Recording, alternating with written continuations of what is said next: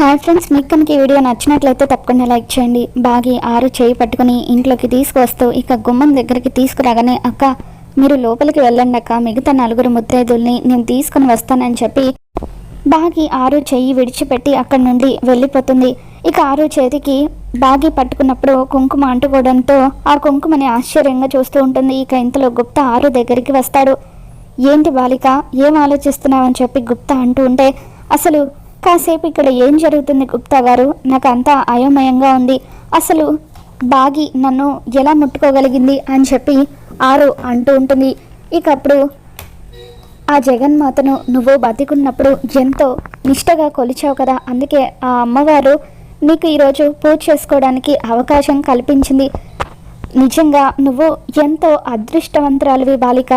ఆ జగన్మాతే స్వయంగా నీకు ఈ అవకాశం కల్పించింది. ఇటువంటి అవకాశం ఎవరికి రాదు అని చెప్పి గుప్తా అంటూ ఉంటాడు.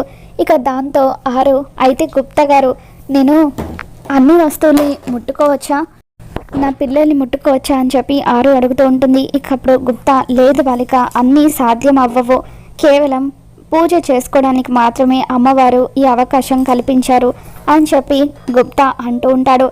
దాంతో ఆరు దేవతకు దండం పెట్టుకుంటూ ఇక అలా ఇంట్లోకి వస్తూ ఉంటుంది. మరోవైపు అమర్ వాళ్ళ నాన్నగారు గదిలోకి టిఫిన్ తీసుకొని వెళ్తూ, ఈరోజు ఉపవాసం ఉండి పూజ చేయాలట, నా వల్ల కాదు, ఎవరు చూడకుండా ఈ టిఫిన్ తినేసేయాలి అని చెప్పి ఇక అలా టిఫిన్ ప్లేట్ పట్టుకొని మెల్లిగా బెడ్రూమ్లోకి వస్తాడు. ఇక ఆయన వెనకాలే నిర్మలమ్మ కూడా డోర్ తీసుకుని గదిలోకి వస్తూ ఉంటే, అమ్మో ఇది ఇక్కడికి వస్తుంది, దీనికి కనిపించకుండా ఈ ప్లేట్ ఎక్కడైనా దాచేయాలని చెప్పి ఆయన ప్లేట్ని దాచేస్తారు. ఇక నిర్మలమ్మ బెడ్రూమ్లోకి వచ్చి కబోర్డ్లో నుండి ఆరు ఫోటోని తీసి ఇక అలా ఎమోషనల్ అవుతూ తన చీర కొంగుతో ఫోటోని తుడుస్తూ ఉంటుంది. ఇప్పుడు కోడలి ఫోటోని బయటకు ఎందుకు తీసావే అని చెప్పి సదాశివం అడుగుతూ ఉంటాడు. ఇక దాంతో నిర్మలమ్మ, మన ఆరు బతికున్నప్పుడు అసలు ఏ సంవత్సరమైనా మంగళగౌరి వ్రతం చేయకుండా ఉందా అండి? తను చనిపోయిన తర్వాత ఇప్పుడు తన స్థానంలో మిస్సమ్మ ఈ పూజ చేస్తుంది అని చెప్పి అలా నిర్మలమ్మ అంటూ ఉంటే, అవును నిర్మల, నువ్వన్నది నిజమే, మన కోడలు మంగళగౌరి వ్రతాన్ని ఎంతో నిష్టగా చేసేది. వారం రోజుల ముందు నుండే ఇల్లు దులపడం, ఇల్లు సర్దడం ఇవన్నీ కూడా చేస్తూ ఉండేది. పండుగంతా కూడా మన ఇంట్లోనే ఉన్నట్టుగా అనిపించేది అని చెప్పి ఇక ఆయన కూడా ఎమోషనల్ అవుతూ ఉంటారు. ఆరు నాకు కోడలు మాత్రమే కాదండి, కూతురు కూడా. ఆ ఒక్క యాక్సిడెంట్తో నేను నా కోడల్ని, కూతుర్ని ఇద్దరిని కూడా కోల్పోయాను అని చెప్పి నిర్మలమ్మ ఏడుస్తూ ఉంటుంది. కనీసం ఆరు ఫోటోని పూజలో ఉంచితే ఆరు మన మధ్య ఉందన్న సంతోషం మనకు మిగులుతుంది కదండి అని చెప్పి నిర్మల అంటూ, పాపం చనిపోయి ఆరు ఏ లోకంలో ఉందో ఏంటో అని అంటూ ఉంటే, ఏ లోకంలో ఉండడం ఏంటే, ఈరోజు మంగళగౌరి వ్రతం మన ఇంట్లో చేస్తున్నాం కాబట్టి ఆ జగన్మాతే ఆరు చెయ్యి పట్టుకొని ఇంట్లోకి తీసుకుని వస్తుంది, ఆరు ఖచ్చితంగా ఇంటికి వచ్చి పూజ చేస్తుంది అని చెప్పి సదాశివం గారు అంటూ ఉంటారు. ఇక ఆ తర్వాత గుప్తా ఆరుని పూజ చేసుకోవచ్చు అని చెప్పడంతో ఇక ఆరు ఇంట్లోకి వస్తూ ఉంటుంది. ఇక అలా వచ్చేటప్పుడు అలా గుమ్మానికి వేలాడదీసిన తోరణాలను తాకి చూస్తుంది. వాటిని తను తాకగలగడంతో ఇక అప్పుడు ఎమోషనల్ అవుతూ గడపకు దండం పెట్టుకుని కుడికాలు పెట్టి లోపలికి వచ్చి ఆ దేవతకు నమస్కరించుకుంటూ ఉంటుంది.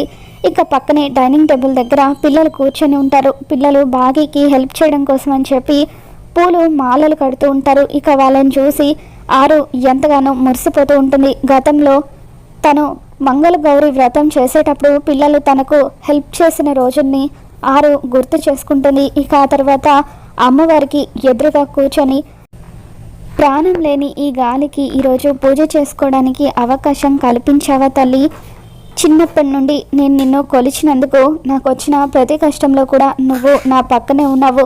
ఇప్పుడు నేను చనిపోయిన తర్వాత కూడా ఇంతటి భాగ్యాన్ని కల్పించావు. ఇంతకంటే ఈ జన్మకు ఇంకేం కావాలి తల్లి? నువ్వు ప్రతి కష్టంలో కూడా నాకు తోడుగా ఉన్నప్పుడు నేను నిన్ను కొలిచాను కాబట్టి తోడుగా ఉన్నావని అనుకున్నానే తప్ప ఇలా నన్ను నీ కూతురుగా భావించావని అస్సలు అనుకోలేదు తల్లి అని చెప్పి ఇక అలా ఆరు ఎంతగానో ఎమోషనల్ అవుతూ ఆ అమ్మవారికి దండం పెట్టుకుంటూ ఉంటుంది.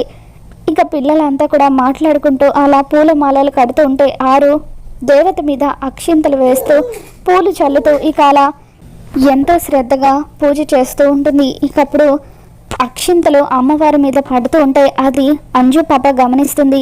తన కళ్ళు నులుముకొని చూసేసరికి నిజంగానే అమ్మవారి మీద అక్షింతలు పడుతూ ఉండడంతో అప్పుడు పక్కనే ఉన్న అమ్మతో, అమ్మ అక్కడ ఎవరైనా కూర్చున్నారా అని చెప్పి అడుగుతుంది.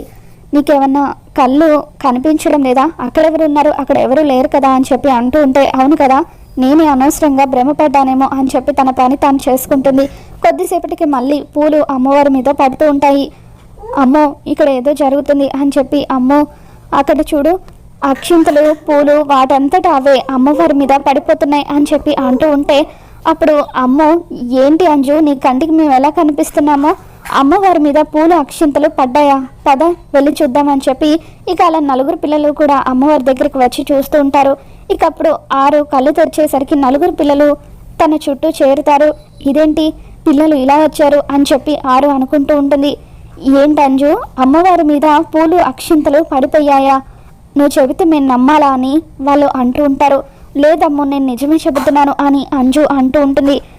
మరి ఇప్పుడు పడడం లేదేంటి అని చెప్పి అమ్ము అడుగుతూ ఉంటే, ఏమో నాకు అది అర్థం కావట్లేదని అంజు అంటుంది. సరే మీరు నేను చెప్పింది అబద్ధం అంటున్నారు కదా, మరి అమ్మవారి మీద పసుపు కుంకుమ పూలు ఎలా వచ్చాయి అని చెప్పి అంజు అంటూ ఉంటే, అంజు కరెక్ట్ పాయింటే క్యాచ్ చేసిందని చెప్పి ఆరు అనుకుంటుంది. మిస్సమ్మ వేసిందేమో అని చెప్పి అమ్మ పాప అంటూ ఉంటుంది. నేను నిజం చెబుతూ ఉంటే ఎందుకు మీరు అంత నమ్మడం లేదు అని అంజు పాప అనుకుంటూ ఉండగా ఇక అప్పుడే అమర్ వాళ్ళ అమ్మ నాన్న ఇద్దరు కూడా అక్కడికి వస్తారు. ఏంటి సోల్జర్స్ అందరూ ఇక్కడ ఏం చేస్తున్నారు, దేని గురించి మీటింగ్ పెడుతున్నారు అని చెప్పి అమర్ వాళ్ళ నాన్నగారు అడుగుతూ ఉంటారు. ఇక అప్పుడు ఏం లేదు తాతయ్య, అమ్మవారి మీద అక్షింతలు పూలు పడడం అంజు చూసిందట అని అమ్మ పాప చెప్పగానే ఇక అప్పుడు అమర్ వాళ్ళ నాన్నగారు, మీ అమ్మ వచ్చి పూజ చేసింది అనుకుంటా అని చెప్పి అంటూ ఉంటాడు. ఏంటి తాతయ్య నువ్వు అనేది, అమ్మ వచ్చి పూజ చేసిందా అని అంటూ ఉంటే, ఓసే నిర్మల, నేను అన్నాను కదా, ఆ జగన్మాతే స్వయంగా ఆరుని తీసుకొచ్చి తన పూజ జరిపించుకుంటుందని. నేను అన్నట్టుగానే ఆరు గాలి రూపంలో వచ్చి పూజ చేసింది అనుకుంటా అని చెప్పి అమర్ వాళ్ళ నాన్నగారు అంటూ ఉంటారు. అదేంటి నానమ్మ, అమ్మ ఫోటోనా? అమ్మ ఫోటో ఇప్పుడెందుకు తీసుకొచ్చావని అంజు అడుగుతూ ఉంటుంది. ఏం లేదు, మీ అమ్మ ఎలాగో మన మధ్య లేదు కదా, కనీసం తన ఫోటో ఉంటే తను మన మధ్య ఉన్నట్టుగా ఉంటుందని నేను తీసుకువచ్చాను అని చెప్పి ఆరు ఫోటోని నిర్మలమ్మ పూజ దగ్గర ఉంచుతుంది. ఇక అలా ఆరు తన ఫోటోని చూసి, పొరపాటున మిస్సమ్మ కానీ ఈ ఫోటో చూసిందంటే నేను ఆత్మనన్న విషయం తనకు అర్థమైపోతుంది. ఏదో ఒకటి చేసి మిస్సమ్మ వచ్చేలోగా ఈ ఫోటో అక్కడ లేకుండా చేయాలని చెప్పి ఆరు అనుకుంటుంది. ఇక ఆ తర్వాత మెల్లిగా ఆరు ఆ ఇంట్లో నుండి బయటకు వస్తూ ఉంటుంది. లాన్లో గుప్తా నిలబడి, ఈ బాలిక మళ్ళీ నాకు ఏం తలనొప్పి తీసుకొస్తుందో ఏంటో అని చెప్పి ఆలోచిస్తూ ఉంటాడు. ఇక ఇంతలో ఆరు అక్కడికి వస్తుంది. నేను అనుకున్నాను బాలిక, నువ్వు వెనక్కి తిరిగి రావడానికి వెళ్ళినంత సమయం పట్టదని మళ్ళీ ఏం సమస్య తీసుకువచ్చావని చెప్పి గుప్తా అంటూ ఉంటాడు. దాంతో ఆరు అలా సమస్య వచ్చిందన్నట్టుగా చూస్తూ ఉంటుంది. ఏం సమస్య తీసుకువచ్చావని గుప్తా అంటాడు. లోపల వేటినైనా ముట్టుకున్నావా? నువ్వు అవి ముట్టుకోవడం ఎవరైనా చూసారా అని చెప్పి గుప్తా అంటూ ఉంటే, అవును అని ఆరు అంటూ ఉంటుంది. నేను అమ్మవారి మీద అక్షింతలు పూలు వేస్తూ ఉంటే అంజు చూసేసింది, కానీ అసలు సమస్య అది కాదు అని ఆరు అంటూ ఉంటే, మరొక సమస్య కూడా తీసుకువచ్చావా? నిన్ను పైకి తీసుకువెళ్ళేసరికి నేను చచ్చిపోయేలాగా ఉన్నాను అని గుప్తా అంటూ ఉంటాడు. గుప్తా గారు, మా అత్తయ్య గారు నా ఫోటోని పూజ దగ్గర పెట్టారు, దయచేసి ఆ ఫోటో అక్కడి నుంచి తీసేస్తారా? బాగి వచ్చేలోపు ఆ ఫోటోని తీసేయండి, లేదంటే బాగికి నేను ఆత్మనన్న విషయం తెలిసిపోతుందని ఆరు అంటూ ఉంటుంది. నువ్వు సమస్యల మీద సమస్యలు తీసుకురా, నేనేమో తీర్చుకుంటూ వెళ్తాను అని చెప్పి నాకు మా ఇల్లు గుర్తొస్తుంది, నేను అర్జెంటుగా మా ఇంటికి వెళ్ళాలి అని గుప్తా చిన్నపిల్లలాగా ఏడుస్తుంటే, ఏంటి గుప్తా గారు చిన్నపిల్లలాగా అలా ఏడుస్తున్నారు అని చెప్పి ఆరు అంటూ ఉంటుంది. నా ఏడుపులో కూడా నాకు మర్యాద లేదా అని చెప్పి గుప్తా అంటూ ఉంటే, ముందు ఈ సమస్య తీరనివ్వండి గుప్తా గారు, ఆ తర్వాత కిలోల కొద్దీ రెస్పెక్ట్ ఇస్తానులేండి అని చెప్పి ఆరు అంటూ ఉంటుంది. ప్లీజ్ గుప్తా గారు, బాగి వచ్చేలోగానే ఆ ఫోటోని ఇక్కడ నుండి తీసేయండి అని చెప్పి అంటూ ఉంటే, ఈ బాలిక నాతో బంతాట ఆడుతుంది కదా ప్రభు అని చెప్పి గుప్తా అంటూ ఉంటాడు. ఇక అప్పుడే బాగి ముత్తైదులను తీసుకొని ఇంట్లోకి వస్తూ ఉంటుంది. మరి రాబోతున్న ఎపిసోడ్లో ఏం జరగబోతుందో మళ్ళీ మన ఛానల్లో తెలుసుకుందాం. మీకు కనుక ఈ వీడియో నచ్చినట్లయితే తప్పకుండా లైక్ చేయండి.